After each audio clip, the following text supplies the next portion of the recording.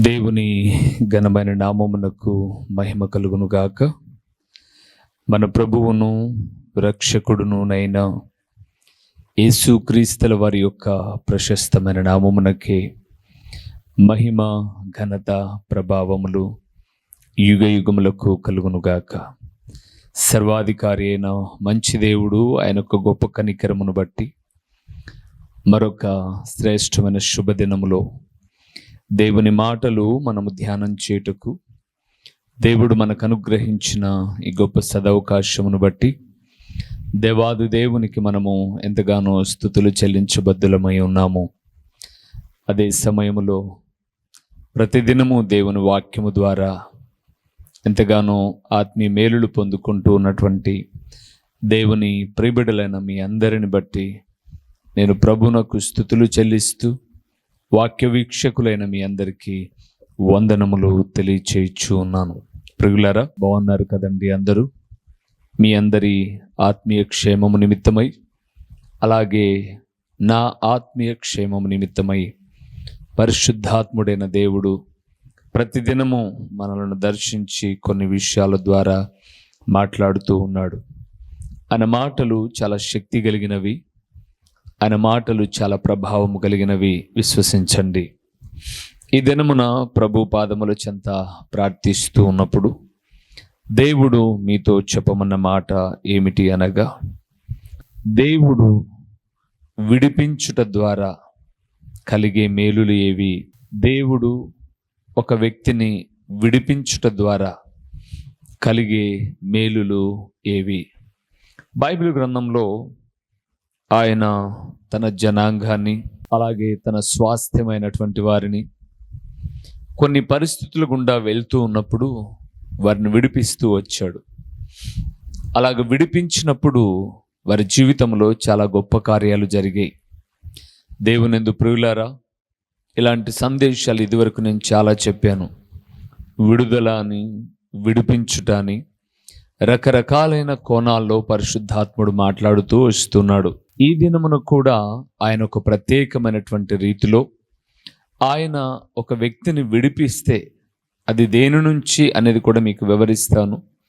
విడిపించినప్పుడు ఆ వ్యక్తి జీవితంలో కలిగే కార్యాలు ఏమిటో కొన్నింటిని మనం ధ్యానం చేద్దాం. మూల వాక్యంలోనికి వెళ్దామా? ఇర్మియా గ్రంథము, పరిశుద్ధ బైబిల్ గ్రంథము నుంచి ఇర్మియా గ్రంథము 1వ అధ్యాయము 8వ వచనాన్ని మనం చదువుదాం ప్రియులారా. 1వ అధ్యాయము 8వ వచనము. వారికి భయపడకుము, నిన్ను విడిపించుటకు నేను నీకు తోడై ఉన్నాను. ఇదే యెహోవా వాక్కు. ప్రభునందు ప్రియులారా, దైవదాసుడైన ఇర్మియాతో ఆయన మాట్లాడుతూ ఉన్నాడు. గర్భములో నిన్ను రూపింపక మునిపే నేను నిన్ను ఎరిగి ఉన్నాను. నిన్ను నా జనులకు ప్రవక్తగా నేను నిన్ను నియమించి ఉన్నాను అని చెబితే, వాస్తవానికి ఇర్మియా కూడా నేను అంతటి సామర్థ్యం కలిగిన వాని కాదు. అలనాడు మోషే ఎలాగ బొంకాడనమాట. వద్దు ప్రభువా, ఎవరినైనా పంపు, నేను అంత బలము కలిగిన వాడను కాదు, అది ఇదని చెబుతూ వచ్చాడు. దేవుడు అప్పుడు మాట్లాడుతున్న మాట 8వ వచనంలో రాయబడింది, వారికి భయపడకుము, నిన్ను విడిపించుటకు నేను నీకు తోడై ఉన్నాను. ప్రభునందు నాకు ప్రియమైన వారలారా, ఇది 1వ అధ్యాయము 19వ వచనాన్ని కూడా చూద్దామా? ఇర్మియా గ్రంథము 1వ అధ్యాయము 19వ వచనము. వారు నీతో యుద్ధము చేతురు గాని నిన్ను విడిపించుటకు నేను నీకు తోడై ఉన్నందున వారు నీపైన విజయము పొందజాలరు. ఇదే యెహోవా వాక్కు. చాలు. ప్రభునందు ప్రియులారా, ఈ 2 వచనాల్లో ఒక పదాన్ని మనం చూసాం, నేను నీకు తోడై ఉన్నాను అని. మొదటిగా ఇర్మియా గ్రంథం 1:8 అన్నాడు, భయపడకుము అన్నాడు. దేవునియందు ప్రియమైన వారలారా, ప్రస్తుత దినాలు భయాందోళనకరమైనటువంటి దినాలు కదండి. ప్రతి దినము భయము గుప్పెట్లో దినాలను ప్రారంభిస్తూ ఉన్నాం. ఎప్పుడు ఏమి జరుగుతుందో, ఎప్పుడు ఏ వార్త వినాల్సి వస్తుందో, ఎప్పుడు ఏమవుతుందో తెలియనటువంటి రోజులలో ప్రతి దినము ఒక భయపు గుప్పెట్లో. పాఠశాలకు వెళ్ళిన పిల్లలు ఇంటికి వచ్చేంత వరకు, యవ్వనంలోనికి వచ్చిన బిడ్డలు ఏ దారి తప్పి తొలగిపోతారో అని, అలాగే భార్యాభర్తల జీవితంలో బయటకు వెళ్ళిన భర్త ఇంటికి వచ్చేంత వరకు, భార్య ఇంట్లో పని చేసుకుంటున్నా ఎప్పుడు ఏం జరుగుతుందో, ఇలాగ ప్రతిదినం భయం భయం భయం భయం. కానీ ప్రభు అయిన యేసుక్రీస్తుల వారు సర్వమానవాళికి తెలియచేసిన అమూల్యమైన సంగతులు బైబిల్ గ్రంథంలో ఉన్నాయి. 365 ప్లస్ లీవ్ సంవత్సరం, ఇది లీవ్ సంవత్సరమే కదండి ఈ సంవత్సరం, 366 సార్లు ఆయన చెప్పిన మాట ఏంటంటే భయపడకుడి, భయపడకుడి. ఎలాగ ఉండగలం మేము భయపడకుండా? దేవుడు అంటున్నాడు, నేను తోడై ఉన్నానని మీరు విశ్వసిస్తే, నేను మీకు తోడుగా ఉన్నానని మీరు నమ్మగలిగితే భయపడద్దు మీరు. అవును ప్రియులారా, ఈ లోకంలో మన పిల్లలు పాఠశాలకు వెళ్ళేటప్పుడు భర్త, భార్య, పిల్లలు, కొడుకులు, కోడళ్ళు, అల్లుళ్ళు, మనవళ్ళు, మనవరాళ్ళు ఆయా ప్రదేశాల గుండా వెళుతూ ఉన్నప్పుడు, అది ఉద్యోగమో, వ్యాపారమో, చేతుల కష్టార్జితమో, లేకపోతే విద్యలోనో, కాలేజ్ ఎక్కడో ఒక చోట వెళ్తున్నప్పుడు మీ పిల్లలకు మీరు చెప్పాల్సిన మాట ఏంటంటే, దేవుడు తోడుగా ఉన్నాడు, మీరు కూడా దేవుని చిత్తానుసారంగా నడవండి, అప్పుడు మీరు భయపడాల్సిన పని ఉండదు అని చెప్పండి. దేవునందు ప్రియులారా, భయపడకుడి, భయపడకుడి అన్నాడు. ఇది ఇర్మియా గ్రంథం 15వ అధ్యాయం చూడండి ఒక్కసారి.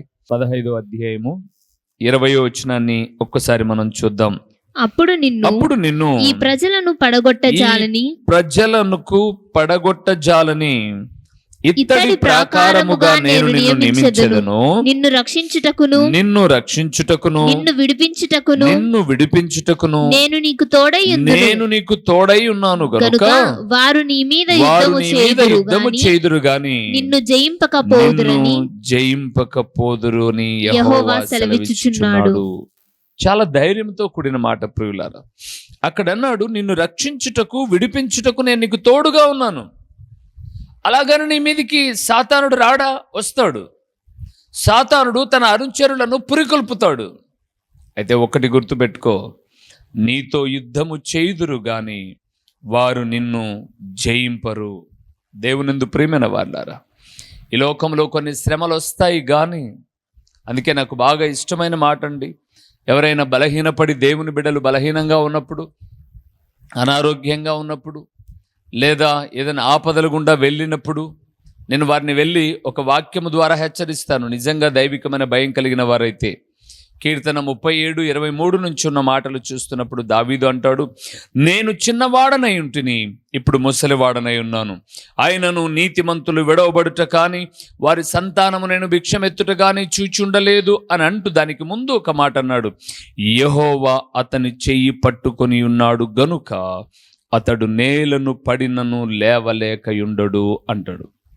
37వ కీర్తన 23 నుంచి చదవండి. దేవుడు ఒక వ్యక్తిని చేయి పట్టుకొని ఉన్నప్పుడు, దేవుని చేయిని విదిలించుకొని మన దారిలో మనం వెళ్ళాలనుకొని క్రింద పడతాం కొన్నిసార్లు, కానీ ఆయన తిరిగి చేయిచ్చి మనల్ని నిలవబెట్టేవాడు, నడిపించేవాడు. మర్చిపోమాకండి ప్రియులారా. ఇంతకు దేవుడు విడిపిస్తే మనకేం కలుగుతుందో కొన్ని విషయాలు చూద్దామా? రండి, మొదటి విషయానికి వెళ్దాం. సమూయేలు మొదటి గ్రంథము 12వ అధ్యాయము. విడిపించినప్పుడు కలిగే కార్యముల గురించి నేను మాట్లాడుతున్నాను. ఆయన విడిపించినప్పుడు ఇది కలుగుతుంది అని మాట్లాడతారు భక్తులు. అవి చూద్దాం. 12వ అధ్యాయము 11వ వచనము. యెహోవా యెరుబ్బయలును బెదానును యెఫ్తాను సమూయేలును పంపి నలుదిశల మీ శత్రువుల చేతిలో నుండి మిమ్మును విడిపించినందున మీరు నిర్భయముగా కాపురము చేయుచున్నారు. చాలు. ప్రభునందు ప్రియులారా, న్యాయాధిపతుల కొంతమంది పేర్లు అక్కడ ప్రస్తావించాడు దైవదాసుడైన సమూయేలు 12:11లో. ఒకరు యెరుబ్బయలు, రెండవది బెదాను, మూడవది యెఫ్తా, నాలుగవది సమూయేలు. న్యాయాధిపతులలో ఒకవేళ చివరి న్యాయాధిపతిగా మనం సమూయేలును చెప్పుకోవచ్చు. ప్రవక్తలలో ఒక వైరాగ్యము కలిగిన, భక్తి కలిగిన దైవజనుడు అనంటే సమూయేలు అని చెప్పచ్చు.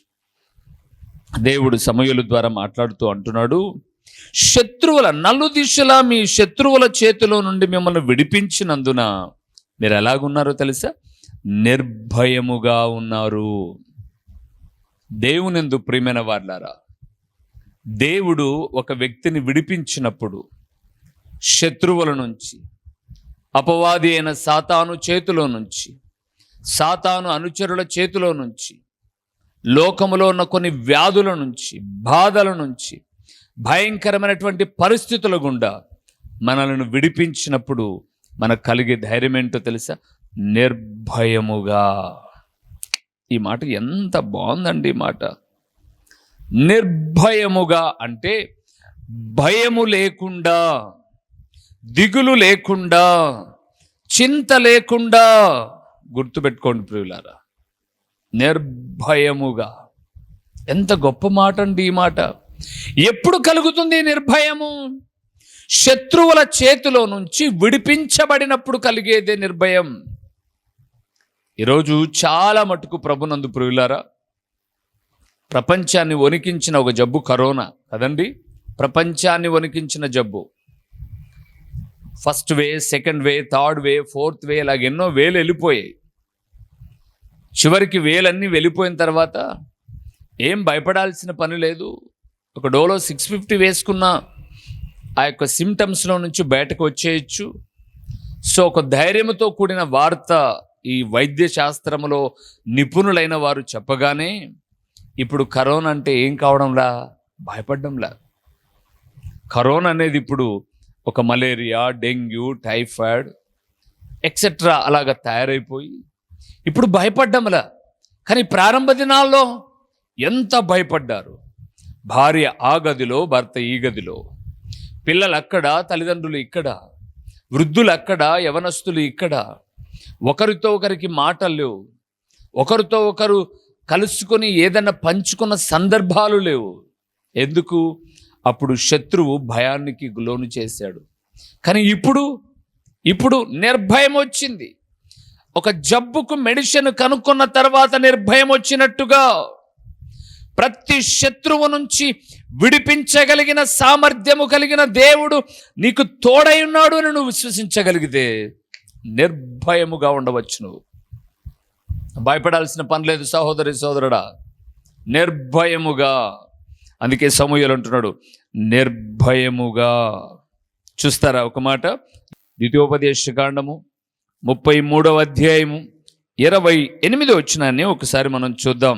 ఇశ్రాయేలు నిబ్బరముగా నివసించును, నిర్భయముగా నివసించును. యాకోబు ఊట ప్రత్యేకింపబడును. అతడు ధాన్య ద్రాక్షారసములు గల దేశములో నుండును. అతనిపై ఆకాశము మంచును కురిపించును. ఎప్పుడు ఇశ్రాయేలు ఎప్పుడు నిర్భయముగా ఉంటావు నువ్వు? అక్కడ అన్నాడు, మీరు 27వ వచనాన్ని చూస్తే, శాశ్వతుడైన దేవుడు నీకు నివాస స్థలముగా ఉన్నప్పుడు. బయట భయంకరమైన వర్షం పడుతుంది, టెంట్ వేసుకున్న వానికి ధైర్యం ఉండదు కదండి. చిన్న గుడిసెలో ఉన్నవాడికి ధైర్యం ఉండదు, ఎప్పుడు కొట్టుకుపోతుందో అని. కానీ ఒక పర్మనెంట్ బిల్డింగ్లో ఉన్నవాడు ఏం పర్లేదులే, ఇలాంటి గాళ్ళు చాలా వచ్చాయి, ఈ ఇల్లు పలాని సిమెంట్తో కట్టాం, పలాని ఇటుకతో కట్టాం, చాలా మంచి కడ్డీలు వాడాం, నైపుణ్యంగా ఉంది కాబట్టి ఈ ఇంటిలో ఉన్న మనం నిర్భయంగా ఉండొచ్చు. అదే ఊరు బయట ఒక చిన్న టెంట్ వేసుకున్న వ్యక్తి, లేదా ఒక చిన్న రేకుల షెడ్డు వేసుకున్న వ్యక్తి విపరీతమైన గాలివాన వస్తున్నప్పుడు నిర్భయంగా ఉండలేడు, ఎప్పుడు ఎగిరిపోతుందో అని. అందుకే ఇశ్రాయేలుతో దేవుడు అంటున్నాడు, శాశ్వతుడైన దేవుడు నీకు నివాస స్థలము కాబట్టి ఇశ్రాయేలు నిర్భయముగా ఉండుము. అవును ప్రభునందు ప్రియులారా, దేవుడు మాట్లాడుతున్నాడు. ఒక వ్యక్తిని దేవుడు విడిపించినప్పుడు వారి జీవితంలో నిర్భయము ఉంటుంది. రెండో విషయానికి వద్దాం. కీర్తనల గ్రంథము 68వ కీర్తన, పరిశుద్ధ బైబిల్ గ్రంథము నుంచి కీర్తనల గ్రంథము 68వ కీర్తన 6వ వచనాన్ని ఇక్కడ కూడా విడిపించినప్పుడు ఏం జరుగుతుందో అక్కడ ఒక మాట రాయబడింది, చూద్దాం. దేవుడు 68వ కీర్తన 6వ వచనం, దేవుడు ఏకాంగులను సంసారులుగా చేయువాడు ఆయన బంధింపబడిన వారిని విడిపించి వారిని వర్ధిల్ల చేయువాడు. చాలు ప్రియులారా. రెండవదండి, ఆయన విడిపించి వర్ధిల్ల చేసే దేవుడు. దేవుడు ఒక వ్యక్తిని విడిపిస్తే నిర్భయముగా ఉంటారు వాళ్ళు. రెండవది, దేవుడు ఒక వ్యక్తిని విడిపిస్తే వారు వృద్ధి చెందుతారు ప్రియులారా, వృద్ధి చెందుతారు. ఐగుప్తు దేశంలో 450 సంవత్సరాలు 430 సంవత్సరాలు బానిసగా ఉండి ఎంతగానో బాధను అనుభవించారు ఇశ్రాయేలు. వృద్ధి చెందారా? లేదు కదా ప్రభునందు ప్రియులారా. ఎప్పుడైతే బానిస నుంచి విడిపించబడ్డారో వారు వృద్ధి. మీరు చూడండి, విడిపించబడి వారు వచ్చేటప్పుడు దేవుడు ఏమంటున్నాడు, మీరు ఐగుప్తుల దగ్గర మేము ఆరాధనకు వెళ్తున్నామని నగలిప్పించుకోండి, ఇంకా కావాల్సినవి చాలా ఉన్నాయి, అవన్నీ మీరు ఇప్పించుకోండి. అన్నీ ఇప్పించుకొని ఇన్ని రోజులు పడ్డ కష్టానికి ప్రతిఫలాన్ని పొందుకొని వృద్ధితో బయటకు వస్తున్నారు ప్రియులారా, వృద్ధితో బయటకు వస్తున్నారు. ఇక్కడ కూడా దేవుడు భార్యాభర్తలను ఉద్దేశించి లేదా యవనస్తులను ఉద్దేశించి మాట్లాడుతుంటున్నాడు. దేవుడు ఏకాంగులను సంసారులుగా చేయువాడు, బంధింపబడిన వారిని విడిపించి వర్ధిల్ల చేయు దేవుడు. 107వ కీర్తన చూడండి ఏం మాట్లాడతాడు ఇదే విషయాన్ని. 107వ కీర్తన 41వ వచనాన్ని మనం చూద్దాం. ఎలాగ వృద్ధిపరుస్తాడు ఆయన. అట్టి దరిద్రుల బాధను పోగొట్టి వారిని లేవనెత్తెను, వాని వంశమును మందవలే వృద్ధి చేసెను. చాలు ప్రియులారా. దేవుడు ఎలాగ వృద్ధిపరుస్తాడట? బంధింపబడిన వారిని విడిపించి మందవలే వృద్ధిపరిచేవాడు ప్రియులారా. అవునండి, దేవుని నమ్మిన దినాల్లో నీకున్నది కొంతే. కానీ ఈరోజు ఒక్కసారి ఆలోచించండి. చాలామంది నాతో మాట్లాడేవారు ప్రియులారా, అయ్యా ఒకప్పుడు మేము చిన్నగా ఉన్నప్పుడు మా అమ్మమ్మ ఇంటికి వెళ్ళే వాళ్ళం, లేదా మా తాతయ్య వాళ్ళ ఇంటికి వెళ్ళే వాళ్ళం. మేము ఆ పల్లెలో ఒకే ఒక చిన్న పూరి గుడిసె ఉండేది.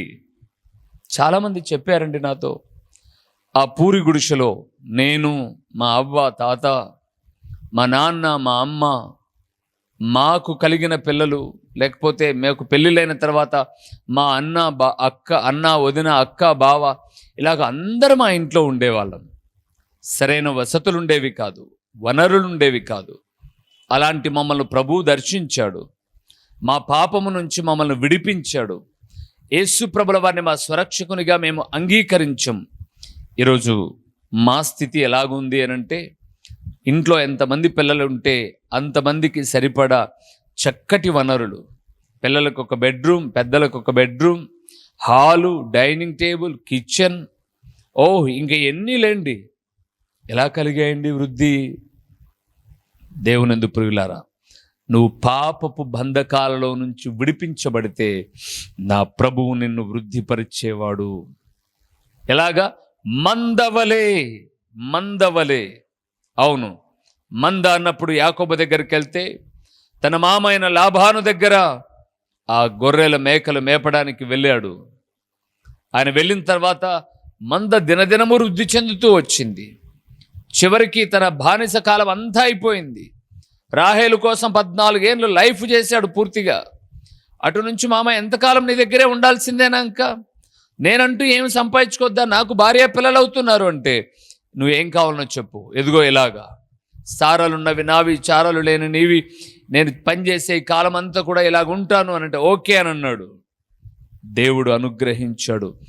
యాకోబు సమృద్ధి అయిన మందండి, వృద్ధి చెంది వస్తూ తన అన్న అయినటువంటి ఏషా వస్తున్నాడు అన్నప్పుడు అన్నకు విలువైన కానుకగా మందలో నుంచి అనేకమైన వాటిని ఇస్తూ ఉన్నాడు. తను వృద్ధి చెందాడు కాబట్టే ఇతరులకు అందిస్తూ ఉన్నాడు. దేవునందు ప్రియులారా, విడిపించబడిన వారు వృద్ధి చెందుతారు. మూడో విషయాన్ని కూడా మీకు జ్ఞాపకం చేస్తాను. ఆయన విడిపిస్తే ఏమవుతుందో. కీర్తనల గ్రంథము 18వ కీర్తన 43వ వచనాన్ని చూద్దాం. కీర్తనల గ్రంథము 18వ కీర్తన 43వ వచనము. ప్రజలు చేయు కలహములలో పడకుండా నీవు నన్ను విడిపించితివి. చాలు ప్రియులారా. మూడవదండి, దేవుడు ఎందుకు విడిపిస్తాడట? కలహములలో పడకుండుటకు. అవును ప్రియులారా, ఈ మాట నాకు చాలా బాగా నచ్చింది. దేవుడు విడిపించబడిన తర్వాత కలహాలు ఉండవు. కలహాలు అనగా పోట్లాటలు అని అర్థం. పాపపు బంధకాల్లో నుంచి విడిపించబడి ప్రభువును మన స్వరక్షకునిగా అంగీకరించిన తర్వాత మనకు మొదటిది నిర్భయము దొరికింది, రెండవది వృద్ధి దొరుకుతుంది, మూడవది కలహపడం. ప్రియులారా, కలహపడం. ఈరోజు దేవుడు నిన్ను నన్ను మనలను ఆశీర్వదించినప్పుడు మన ఆశీర్వాదాలను బట్టి అసూయ ద్వేషాల చేత అనేక మంది రకరకాల మాటలు మాట్లాడుతుంటే ప్రతి మాటకు కృంగిపోయి బాధపడి వాళ్ళతో కలహాలకు మనం వెళ్ళం. చూడండి, మీ వరకేమో కానీ ఒక సేవకుడిగా నా వరకు చెప్తాను. చూడండి ప్రియులారా, నేనున్న ఈ ప్రాంతంలో చాలా బహుదీనమైనటువంటి స్థితిలో ఇక్కడికి వచ్చాను. దేవుని సేవ చేయాలన్న తపనతో వచ్చాను.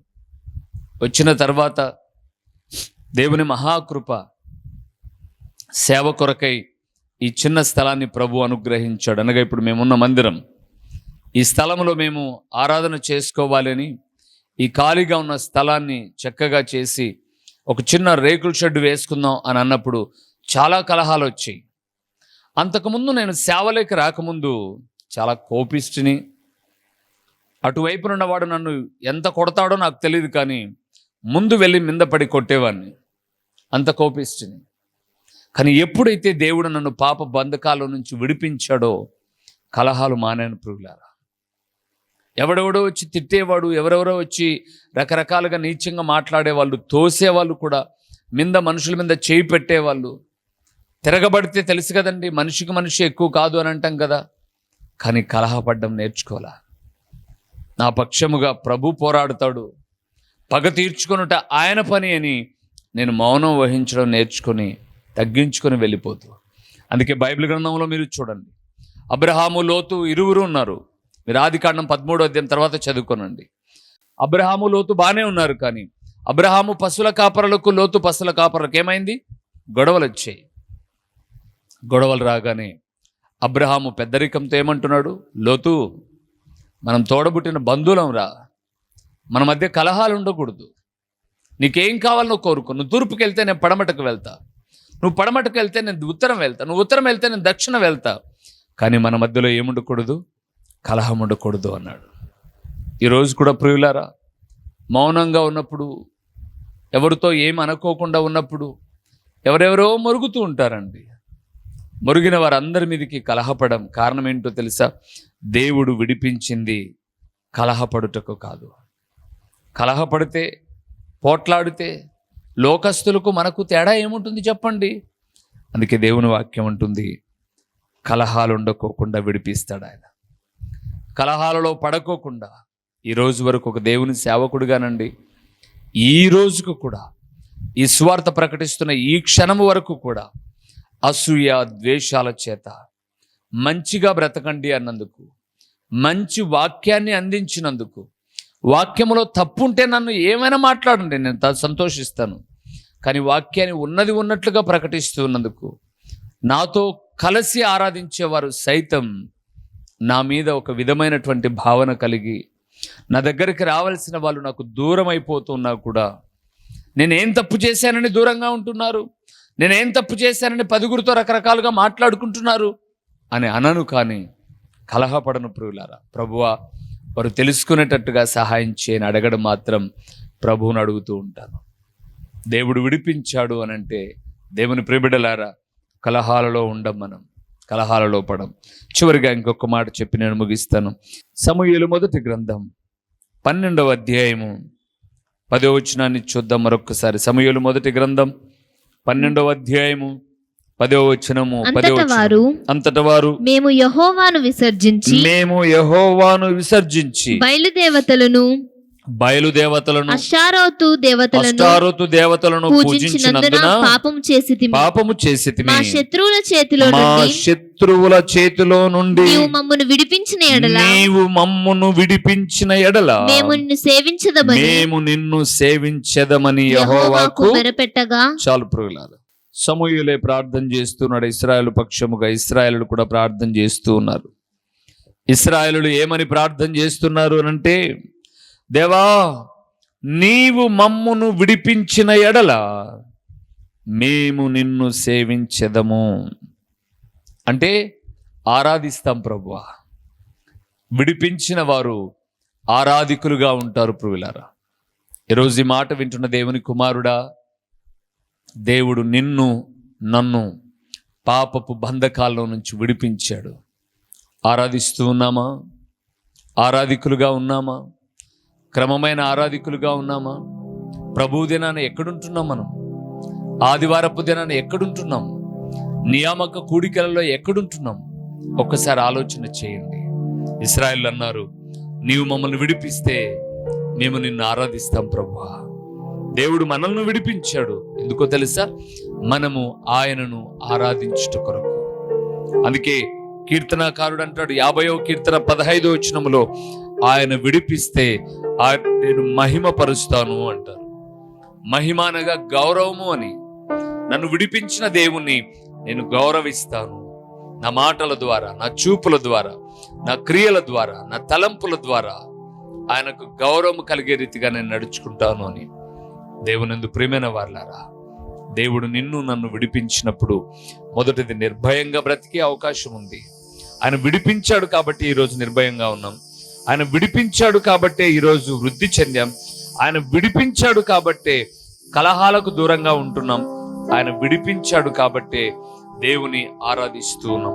ఈ రోజుకు ఇంకా క్రమమైన ఆరాధికులుగా మీరు లేకపోయినట్లయితే దేవుని ఆరాధించుటకు ఇప్పుడే మిమ్మల్ని మీరు సమాయత్తపరుచుకొని శరీరము సహకరిస్తున్నంత కాలము, మంచానికి మనం చేరువ కానంత వరకు ప్రభు పాదాల చెంత ఆరాధికులుగా ఉందాం. దేవుడు విడిపించినందుకు కృతజ్ఞత కలిగి జీవిద్దాం. తలలు వంచుదామా?